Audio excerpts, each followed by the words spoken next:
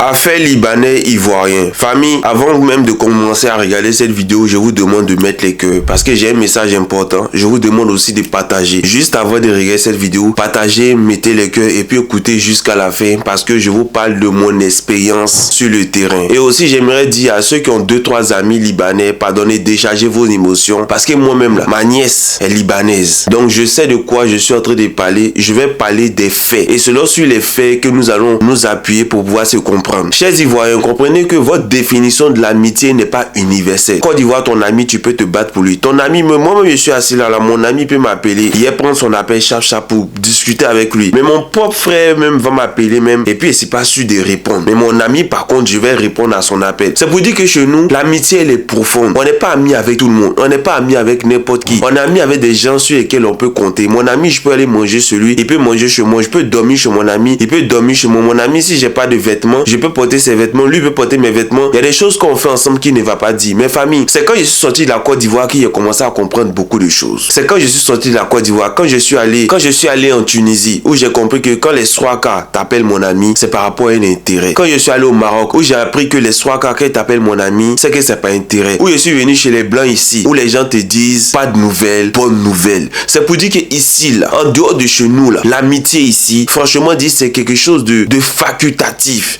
Les gens n'ont pas très besoin de ça. Les gens sont plus concentrés sur leur petite famille dans les mètres carrés, c'est-à-dire que lui, sa femme et ses enfants, que les autres qui sont dehors. Les autres qui sont dehors, c'est relationnel. C'est par rapport à quelque chose. Ce n'est pas quelque chose de très important. C'est juste des petits détails. Il n'y a que dans les films, on les voit en train de se battre pour leurs amis, mais dans la réalité ici, c'est pas de nouvelles, bonnes nouvelles. Aujourd'hui, on constate que nos parents ont fait une grave erreur. Ils ont fait une très grave erreur. Et cette erreur, je vais vous la dire dans cette vidéo, c'est le fait de ne pas contrôler l'immigration. Dans tous les pays sérieux du monde, on contrôle l'immigration. Et même avant de parler de ce fait-là, aujourd'hui, on constate qu'il y a une très forte communauté liboule qui vient en Côte d'Ivoire. Les liboules deviennent de plus en plus nombreux chez nous. Mais le problème, c'est que les liboules sont de plus en plus puissants. Ils détiennent beaucoup de domaines. Ils ont beaucoup de moyens. Les liboules n'ont pas peur de dépenser la nuit là 2 millions pour un extrait de naissance. C'est-à-dire que si le liboule, il veut un extrait de naissance la nuit là, il a besoin d'un extrait de naissance, il est capable de débourser la somme que tu vas demander.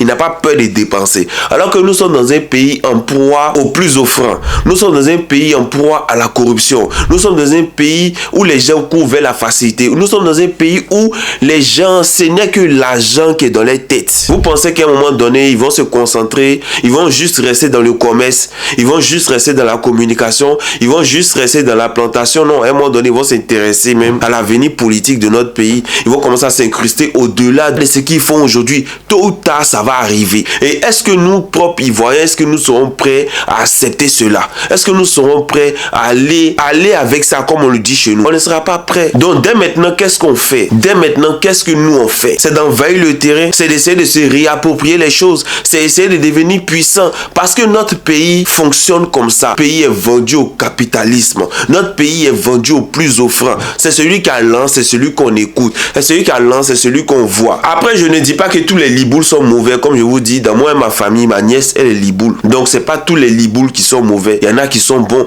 Moi, j'en connais qui sont bons, avec qui même j'ai grandi, avec qui j'ai passé l'enfance lorsque j'étais à zone 4. J'ai encore de bons souvenirs d'eux. Mais le truc est que ces gens-là sont très conservateurs. Ils se marient entre eux. Ils développent des business entre eux. Ils font des mouvements entre eux. Tu ne peux pas dire que tu es un étranger, tu vis dans mon pays. Tu ne peux pas dire que tu es mon ami, tu es chez moi. Tu ne peux pas dire que tu es mon frère et qu'on partage tout. Mais quand on parle de... C'est-à-dire que quand on parle de au-delà, d'aller au-delà du business, aller au-delà, se familiariser, c'est pratiquement impossible. Vous allez voir, beaucoup font des enfants avec nos soeurs, même avec nos frères. Soit ils fuient, soit ils abandonnent l'enfant, ou même la fille se cherche. On a vu ces cas-là en multitude à Abidjan, surtout dans les villes de l'intérieur où ces liboules-là sont beaucoup. On en a vu, moi j'en ai vu à Sikensi, où le gars il a fait un enfant avec la fille, et puis la fille, et il a fui la fille. Et l'enfant est resté là, et ce sont les membres de la famille qui s'en ont occupés jusqu'à ce qu'un matin ils viennent reconnaître. Mais dans reconnaître là, il s'est déjà marié avec sa soeur liboule et il demande à ce que l'enfant vienne les rejoindre. C'est toujours ce genre de cas de figure là. Nos parents ont commis une grave erreur, celui de ne pas contrôler l'immigration. Dans tous les pays sérieux du monde, comme on le dit chez nous en Côte d'Ivoire, un bois aura beau durer dans l'eau, il ne deviendra jamais caillouement. Alors qu'est-ce qu'on fait? qu'est-ce qu'on fait pour contrôler toutes ces immigrations-là qui viennent chez nous? Qu'est-ce qu'on fait pour les contrôler? Les gens disent oui que vous prenez la mer, vous venez chez les Blancs. Oui, on prend la mer, on vient chez les Blancs. Mais on est contrôlé, on est immatriculé. Le Blanc sait à quel moment tu es venu, où tu vas, ce que tu fais, il sait. Qui tu deviens, avec qui tu t'es marié, comment est-ce où tu habites, il sait. Tes activités, il sait. Mais tous ceux qui sont rentrés chez nous, là, est-ce qu'on sait ce qu'ils font? Alors qu'on nous dit que c'est les gens qui sont en train de se battre contre Israël. Est-ce que nous, on sait ce qu'ils font? L'argent, ils gagnent ici, là. Qu'est-ce qu'ils prennent pour faire? Est-ce que la Côte d'Ivoire est une base arrière pour eux? On se pose aussi des questions. C'est ça. On se pose des questions. Parce que tu ne peux pas aller voler chez le voisin, courir, rentrer chez moi, et puis je vais faire comme s'il n'y a rien, comme si de rien n'était. Non, on peut pas faire ça. On est obligé de savoir, Joe, tu as couru, tu es rentré chez moi, il n'y a pas de problème, on sauve ta vie. Mais on aimerait savoir aussi ce que tu fais, où tu vas, quelles sont tes intentions. Et puis combien de temps tu comptes rester, jusqu'à quand, comment on essaie de comprendre aussi. Ce n'est pas mauvais de contrôler l'immigration.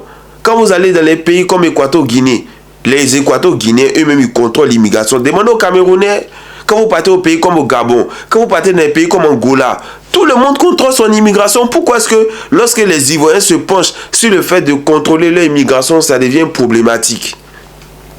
Moi, je pense qu'on doit réfléchir, on doit se poser des questions sur cette problématique-là. Parce qu'un matin, ça va nous tomber sur le visage. Et puis c'est là on commence à chercher les solutions. Non? Mais il sera trop tard. L'héritage de nos enfants sera en danger. Merci beaucoup.